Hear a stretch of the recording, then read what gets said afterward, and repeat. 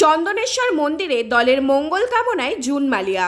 বৃহস্পতিবার একদিকে যেমন ছিল মুসলিম সম্প্রদায়ের পবিত্র ঈদ, তেমনি হিন্দু ধর্মাবলীদের ছিল চৈত্র সংক্রান্তির গাজন উৎসব।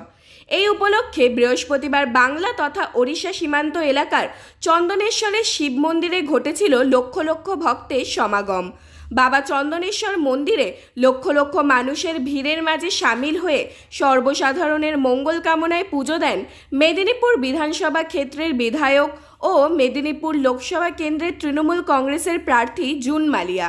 এদিন জুন মালিয়ার সঙ্গে উপস্থিত ছিলেন রাজ্য তৃণমূল যুব কংগ্রেসের সাধারণ সম্পাদক সন্দীপ সিংহ, যুব তৃণমূল কংগ্রেসের নেতা অসিত পাল, ছাত্রনেতা রবীন্দ্র ঘোষ প্রমুখ।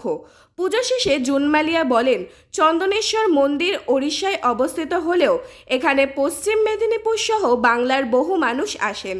আজ গোটা তৃণমূল কংগ্রেস পরিবারের সকলের সঙ্গে এখানে পুজো দিলাম। সকলে ভালো থাকবেন সেই কামনা করলাম। এরপর জুন মালিয়া বাবা চন্দনেশ্বর শিবের নামে জয়ধ্বনি দেন। আমরা সকলে এখানে আজকে আমাদের তৃণমূল কংগ্রেসের পরিবারের সকলে আমাদের পশ্চিম মেদিনীপুরের অনেকে এখানে এসেছে বাবা চন্দনেশ্বরের পুজো দিতে।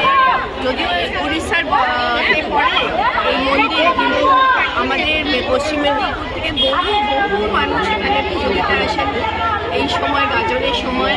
এবং আমরা আজকে সকলে এসে বাবার কাছ থেকে আশীর্বাদ নিয়ে গেছি যে আমাদের পশ্চিম মেদিনীপুরে সবাই যেন খুব ভালো থাকে।